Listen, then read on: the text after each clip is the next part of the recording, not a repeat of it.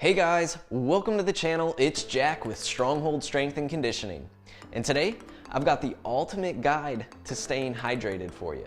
But before we get into it, make sure you take a moment and hit that subscribe button so that you don't miss out on future content like this. Every Thursday, I'm putting out videos on how to resolve aches and pains, prevent injuries, and overall optimize your athletic and human performance. Who doesn't need that? Take a moment, click it, and ready? Now we can get into it.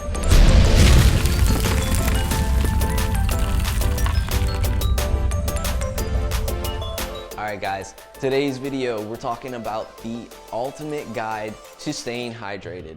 And this is whether you're looking for athletic performance or simply human performance, so it's pretty much all-inclusive.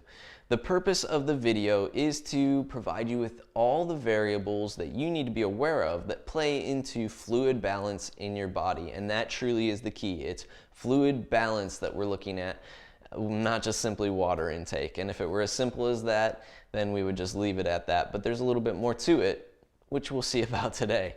The very first thing I want to start with is the importance of water in our bodies.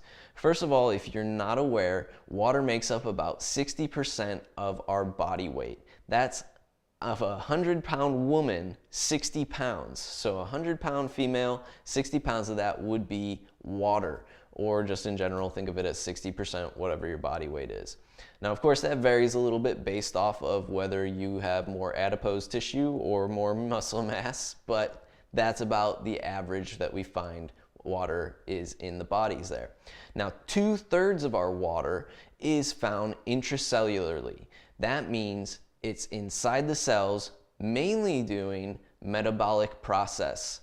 Intracellular metabolic process, and that's exactly what it sounds like. So it's working to help make our metabolic processes work the way that they should. And if we are dehydrated, you can bet your bottom dollar that your performance is lacking because your metabolic processes can't happen or occur in the way that they would normally be able to if you were fully and properly hydrated. So that's a big point to kind of keep in the back of your head as we talk about all the things that play into it today. Now, the other third of that water is, you guessed it, extracellular. And that's mainly going to be found in interstitial fluids. So think in between tissues and joints, as far as synovial fluid and cushioning to the joints overall, acting as a shock absorber in some cases. And in our blood, a large portion of our blood made up of it. In fact, 83% of our blood is water content. Muscle, 75%, and adipose tissue, 25%, bone, about 25%. So that gives you an idea of kind of the breakdown of where water is within our bodies and even some of the roles that it plays there. So if I were to do a quick summary of the important points that you need to really remember of what water does in our bodies, it would be, first of all, water acts as a large solvent in our bodies and a transporter on top of that. So solvent and transporter, that means things can be dissolved in it and used in different processes because of that fact that they can be dissolved in the water content. Then it's used in intracellular metabolic processes. So inside the cell, it is being used to help push along the metabolic processes of our bodies. Then, from there, in the joints, it's used as basically a lubricant to lubricate the joints and help keep the joints moving smoothly on one another, and the tissues, in between the tissues, it plays a role as well. And then finally, overall, temperature regulation in our bodies. So those are some pretty big key factors that it means to have when we're athletically performing that hydrated state, or simply just throughout the day, making sure that we're really feeling our best and our bodies are actually performing their best. So whether you're looking for athletic performance here or you're trying to lose weight, water can play a role in either of those factors, just based off of the important points that we touched on here. Next, let's talk about fluid balance. So when we look at fluid balance, it's pretty much the simple equation of intake versus that being expired or going out. So when we look at the things that can bring water or hydration into our bodies or help our hydration status, it's actually our food content and our drink content, as simple as that. So there's really only two ways that we can hydrate, and it's based off of food and drink. Now, compared to what goes out, that can be feces, urine, sweat, and actually expiration from our breath, so what we exhale. When we look at the general needs of an individual for their hydration status or the amount of water that they need to take in, we need to look at, first of all, their climate that they live in. That can play a big factor if they're sweating a lot more, or simply if they're exhaling a lot more vapor due to the temperature being excessively cold. Either extreme can cause us to lose a little bit more water based off of that natural stressful environment on that system overall. So we might need a little bit more if the temperatures are a little more extreme, whereas when the temperatures are a little more balanced and mild, we might need a little bit less as far as water intake goes. The size of an individual can also play into the fact that if I'm a little bit larger, then yes, I might need a little bit more water overall. The little bit less of an individual, a little bit smaller of an individual, then I might need a little bit less. But we also need to keep in mind that the body composition of the individual will also play into that a little bit as well. So if I carry around a lot more body fat, the reality is that I probably need a little less water than what I might if I were 220 pounds and, about 40% body fat versus 220 pounds and a 15 to 20% body fat. That's going to vary a little bit in the water intake needs also from that. And then lastly, one of the other major factors, of course, is going to be the activity level and the intensity of the activity level that I'm doing. So once again, if my sweating is being increased by a higher activity level, then obviously I'm losing a little bit more water from that to begin with. In general, for the average person to stay hydrated, they would basically need about 2 liters of water intake per day. So on average, for those that are a little bit more active or a little bit bigger, I recommend personally 2 to 3 liters of water as your base, and that's water intake alone, period. So just water intake, 2 to 3 liters, is gonna get you a good base minimum. Now, anything you drink outside of that is gonna be bonus that's going to be added onto that. So whether you're drinking, maybe a little bit of coffee, that might add some extra hydration to it. Even though it is a diuretic, it still hasn't been found to really force into a dehydrated state overall.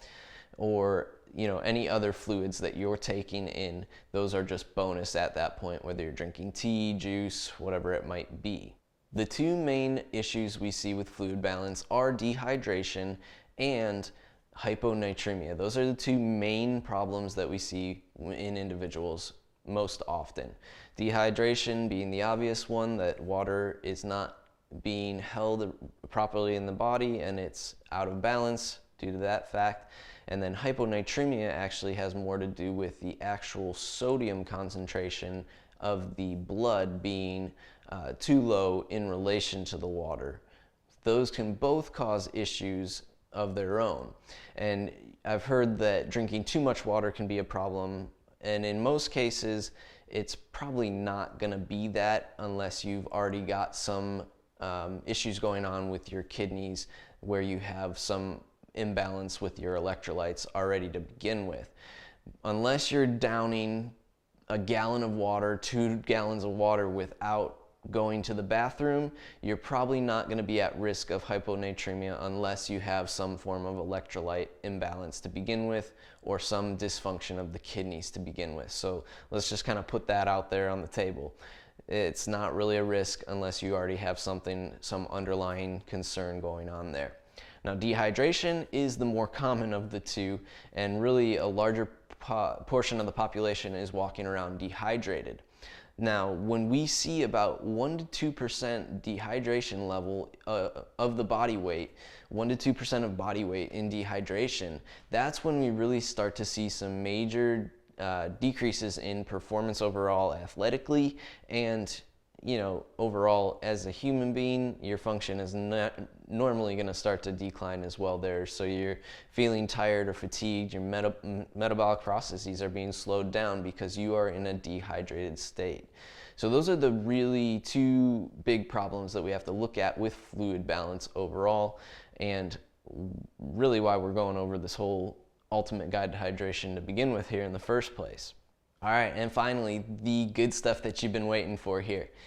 Hydration strategies. Okay, so now you know the overall importance of the water in our bodies to begin with, and what it's doing in our bodies, and the problems that we normally see and run into in our bodies with fluid balance. And now let's talk about how we can actually begin to improve our overall fluid balance in the first place. And the first thing we need to really look at is when we go back to that fluid balance equation of in versus out, when we look at food and drink, we talked about doing 2 to 3 liters base water intake as your drink there. So that's going to be a good start to begin with, but water alone usually isn't going to be enough, because it's, first of all, not just the consumption of water that matters, but also the absorption of that water is highly important. And a lot of times when we're just drinking water by itself, if we're downing a bunch of water, it will really just kind of cycle out through the system and take some electrolytes with it. So when we're drinking our water, usually it's going to go best and be absorbed best if we, one, add a pinch of salt to the water. Something as simple as that can actually help you absorb more water as you drink it. So a pinch of salt to your water bottle will help you actually take in more and keep a little bit better balance of that sodium to water level that we need to look at and be careful of when we are trying to consume more water in the long run. And that's if you're not consuming your water around meals or, with other foods to begin with. Now, that will also naturally help you absorb more of that water when you're drinking around a meal or near the consumption of a meal, maybe soon after a meal, because your body is going to combine whatever the macronutrients of that meal are with that water content, and based off the macronutrients of the meal that you ate, it might help you actually absorb more water that you've taken in based off of what that is. Now, once again, the macronutrients are important, kind of like our body composition matters a little bit as to how much water that we need. So if I'm actually eating a higher protein diet, I might actually be excreting more water due to the fact that when I take in more protein, I need to get rid of the nitrogen ion that breaks off. My body breaks that nitrogen ion off, and I produce urea, and I need to excrete it in the form of urine. So I pee more when I eat more protein, basically. Let's put it down to that. And that means basically I would need to take in more water if I'm eating a higher protein diet, and make sure that I'm actually absorbing more of that water. So enter carbohydrates. Now, when I eat carbohydrates, I'm naturally going to absorb more water, or when I store more carbohydrates, which basically if I have a higher carbohydrate diet, I store more water. AKA, I go high protein diet, low carb, I lose a lot of weight right away off the bat on that diet because I'm no longer consuming the carbohydrates that actually help me absorb water, and I lose a lot of water weight within the muscles to begin with. Eventually that kind of balances out in the long run, and weight loss comes down to calories in, calories out. But that's a story for another day. The main point of that was saying carbohydrates actually help us retain water when we take them in. And specifically, if we're eating the right kinds of carbohydrates, that's going to help increase the water intake to begin with. So generally, when we get food in a day, the amount of food that we eat, we usually are eating around 1 liter of water. We're getting 1 liter of water through the food that we eat. So from that to begin with, we can add that 1 liter to the 2 to 3 liters of water that you're supposed to be getting in from your base. So then you're in basically the average of 3 to 4 liters of water a day with your food and drink. So that's the other part of that equation. We talked about the drink, now we're looking at the food more closely. If you eat higher carbohydrate diet, you will absorb more water and hold more water naturally. Now, generally, for every gram of carbohydrate stored in your body, and we store carbohydrates in our liver and in our muscle in the form of glycogen, we usually store also about 3 to 4 ounces of water with that gram of carbohydrate. So that's just to give you some numbers to put to it. And it also kind of explains why it's a little bit more beneficial to carb up before a longer endurance event, or use carbohydrates to help fuel you during longer endurance events, because we're in a better hydrated state overall, and we have carbohydrates that we can effectively use for the event in the next day or two. Lastly, fats. When we look at fat content of food, if I'm eating a higher fat content, then it's likely that I'm not getting as much water in my food. So if I'm eating a higher fat diet, there's a good chance that I need to actually drink more water, because I'm not going to be getting it from the food sources that I'm eating. So keep that in mind. Higher protein, I need to drink a little bit more water. Higher fat content, I need to drink a little bit more water. Carbohydrate content, I don't necessarily need to drink more water. It just depends on whether I'm eating the right carbohydrates. So obviously fruits and vegetables are going to have higher vitamin and mineral content as well as the water content. And then also what we would call wet carbohydrates, which are going to be like your rice, quinoa, anything that absorbs water and you consume it then from that, or legumes often have a higher water content. So those are your carbohydrates that will actually help you hydrate more. And there you guys have it. 2 to 3 liters of water, your base level of drink there, and anything that you drink outside of that is bonus, and a liter of water from the food intake that you have.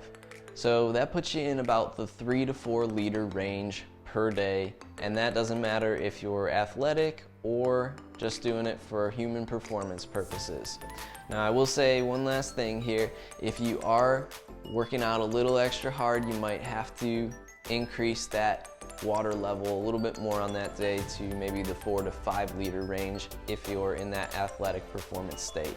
But for most people, that 3 to 4 liters of water from both food and drink will be enough to keep you hydrated well, assuming that we also have healthy functioning kidneys and a good electrolyte balance in our system as well there. If you guys like this video, make sure you let me know by clicking that thumbs up right down below here, and share it with a friend. You know that they need to know this stuff, so do a good deed for the day. If you guys haven't already, make sure you take a moment and hit that subscribe button. Every Thursday I'm doing videos on resolving aches and pains, preventing injuries, and overall optimizing your performance athletically and in human performance stands. So jump on it, take advantage of it. Leave a comment below. Let me know if you guys have any questions about hydration, or basically what you've been doing to stay hydrated.